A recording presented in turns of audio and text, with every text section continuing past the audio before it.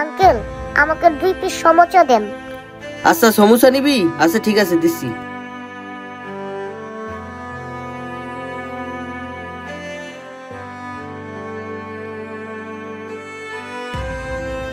Hello uncle আমার একটু সালাদ দেন। তুই দাঁড়া দিতেছি।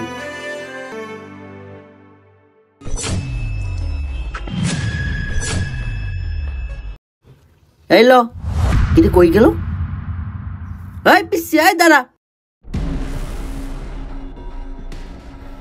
এই দাঁড়া, কই যাস টাকা না দিয়া? কই যাস? এদিকে আয়।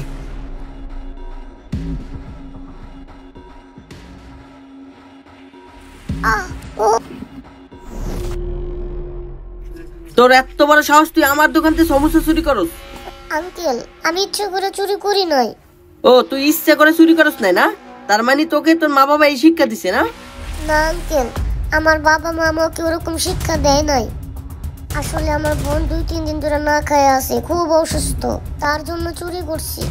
ও আচ্ছা আচ্ছা, তোর বোনের জন্য চুরি করছিস না? আচ্ছা তোর বোন কই? আঙ্কেল আমার বোন আর আমার মা বাবা একসাথেই আছে। আচ্ছা ঠিক আছে চল, তোর বোন রে আর তোর মা বাবারে উচিত শিক্ষা দেবো। আমার দোকান থেকে চুরি করা না? আমারে নিয়ে চল তোর বাবা মার কাছে, তোর বাবা মার সামনে তোর উচিত শিক্ষা দেবো। চল। এই কোনো কথা বলবি না, আয় আয়। এই আর কত দূর? আঙ্কেল আপনি এখানেই দাঁড়ান, সামনেই আমার মা বাবা। মা বাবা তোমরা আমারে মাফ করে দিও, আমি আজকেও একটা বদনাম কামাইছি। আল্লাহ এটা আমি কি করলাম? বিশ্বাস করো মা বাবা, আমি ইচ্ছা করে চুরি করি নাই। আমার বোনটা খুব ক্ষুধা লাগছে, এই কারণে আমি সহ্য করতে না পাইরা তাই সমস্যা চুরি করছি। তোমরা আমারে ক্ষমা করে দিও। কি ছোট ভাই, তুই আমার ক্ষুধা জ্বালা সহ্য করতে না পেরে সমস্যা করে চুরি করছস? মা বাবা তোমরা একটু আঙ্কেলটাকে বুঝায় বলো না, যেন আমার ভাইটাকে কিছু না বলে। এই বাচ্চাটার সাথে সত্যি আমি অনেক অন্যায় করে ফেলছি।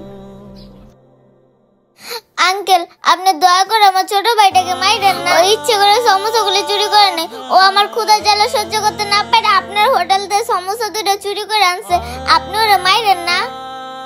হায় রে, বাচ্চা দুটো ক্ষুধার জ্বালায় ছটফট করতেছে, আর আমি তাদের সাথে কি খারাপ ব্যবহারটা এনে করছি, এটা ভেবে তো নিজের কাছে অনেক খারাপ লাগতেছে।